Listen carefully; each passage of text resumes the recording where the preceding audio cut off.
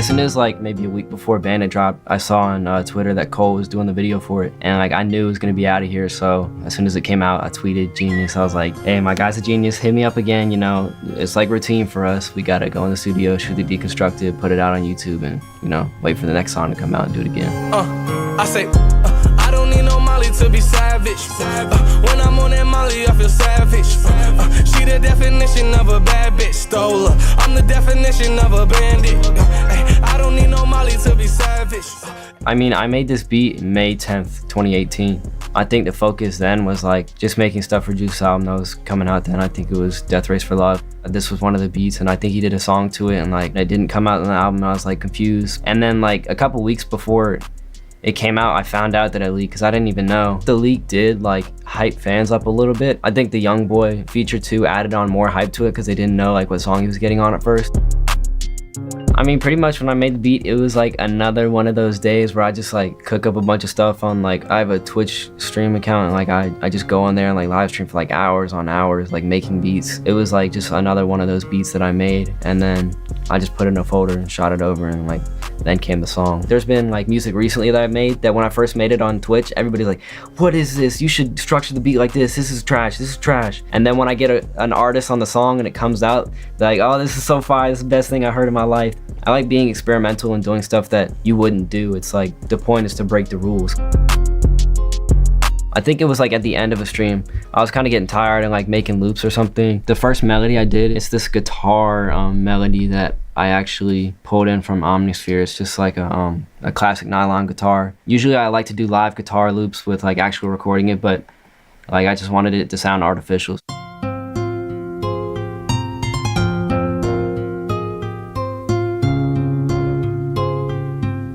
When I was making the melody, it reminded me of like, I don't know, Zelda or something. It gave me like strong video game vibes.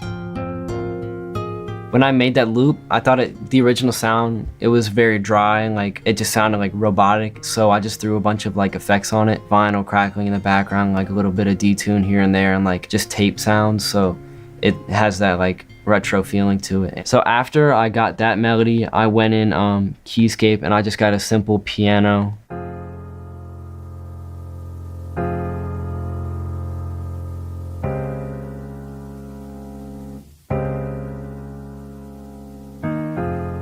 It just sounded really dark. It feels like a Halloween movie it could be in. Like it complemented like the jungle type of vibes I got from the main guitar. It just felt like medieval to me. Like it was fire. After I did that piano, I brought it up an octave and like did this cool strum effect in FL. You can just do Alt S and it strums the keys, so it plays like left to right or right to left, however you want it to play.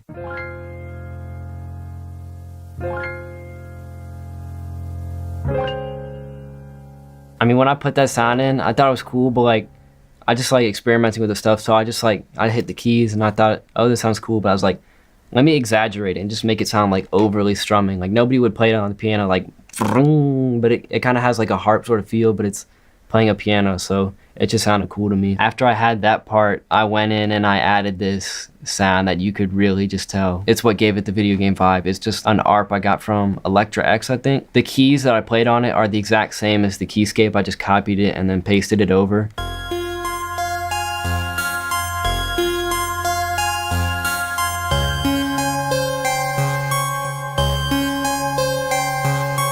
So after I did that, I copied the root notes from the melody and pasted it on my 808, the #1 key on how to tune your 808s. Right here, I have the 808 for you guys to listen to. It's in the same key as the melody, so it is not going to be out of tune. The bounce on this also goes along with the ARP of the Electra like video game ARP that I played.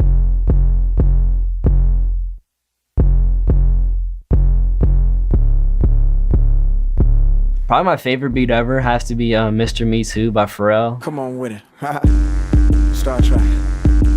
Gives us haters. I'm doing deals like the majors. Ice cream sneakers, I signed my first skater. The 808 slaps so hard in it. It hits and it slowly drops and then it hits again and it like keeps coming back. So it has like this pulsing feel to it. And it's like just the right keys and like the beat slaps. Shout out Pharrell. He's probably like my favorite producer. Like, and we're both from Virginia, so. Okay, everybody need Mr. Me Too. So after I had the 808, I just went in and added a good old 2-step hi-hat pattern on top of it. It's just like fundamental to the track. So I didn't want it to be like crazy because the melody already had the bounce to it. Like you don't need like 4 counter melodies and you don't need like 8 melodies and 2,000 drums on the track. Like the biggest songs have the fewest tracks because there's a lot of room for artists to sing melodies on. I didn't get that until I started getting in sessions and like hearing what they really picked and hearing what they didn't. And I started to realize, oh, they like melodies where it's a lot of room for them to breathe on. After the hi-hats, just added a simple clap like always with these beats. So after I had the clap, I just laid down a background snare like for more groove. And I'm gonna play it with the clap in the background so you can hear the context of it.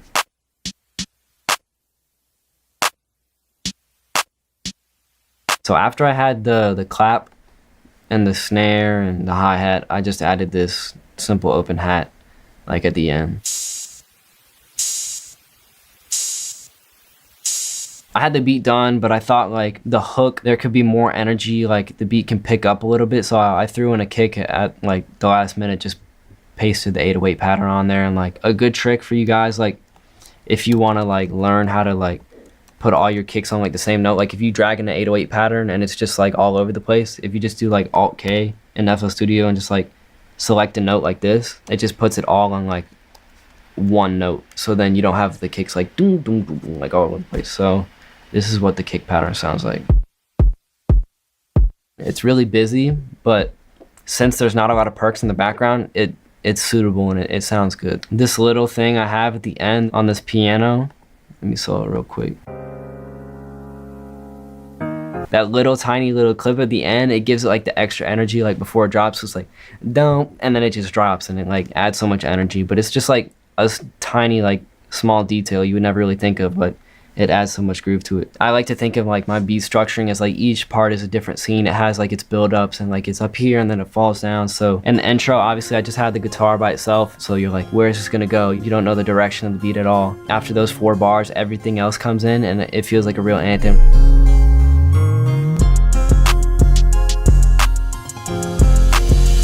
I can tell when she in the feelings, I can read her like a book. No take no beretta, effing on me, am I understood? Yeah.